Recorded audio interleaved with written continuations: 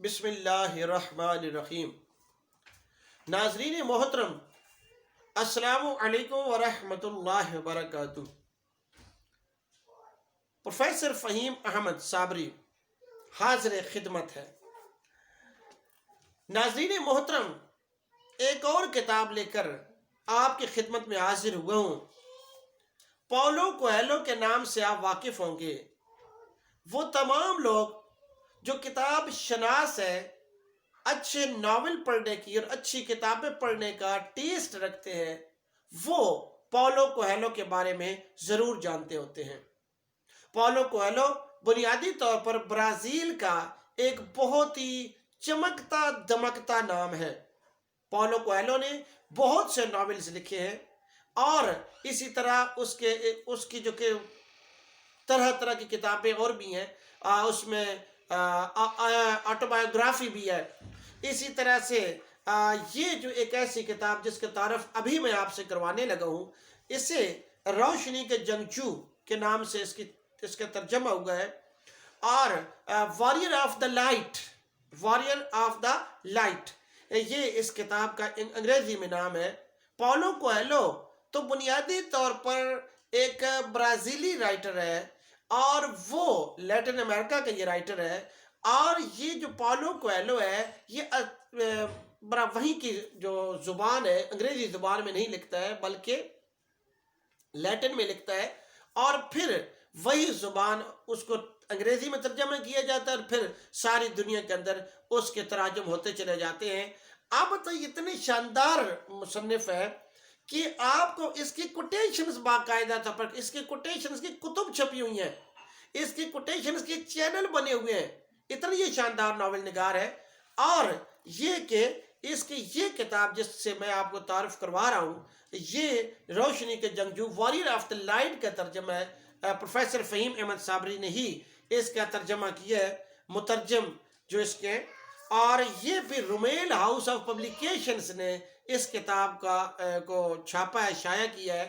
اور اس کتاب کو یہ ایک ایسی کتاب ہے جو ناول تو نہیں ہے، جو افسانہ تو نہیں ہے، لیکن اس کے اندر چھوٹی چھوٹی باتیں کی گئی ہیں، ایک دو صفحے کی، تین صفحے کی، جس میں بتایا گیا ہے کہ ہم اپنی زندگی میں آگے کیسے بڑھ سکتے ہیں۔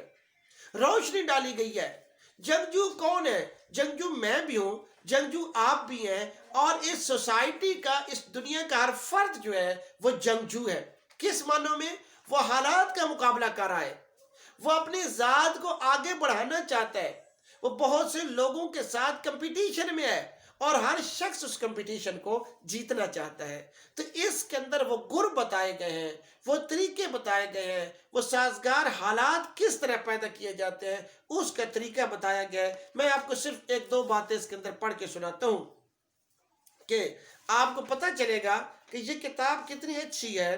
کہ مثلا زیرک جنگجو صرف اپنی طاقت پر بھروسہ نہیں کرتا، بلکہ وہ اپنے مخالفین کی توانائی استعمال کرنے کا بھی اہتمام کرتا ہے۔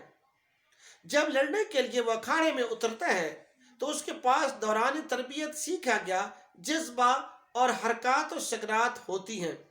جو لڑائی آگے بڑھتی ہے اسے اندازہ ہوتا ہے جیت کے لیے جذبہ اور تربیت کافی نہیں، بلکہ اس میں جو چیز فیصلہ کن کردار ادا کرتی ہے وہ تجربہ ہے۔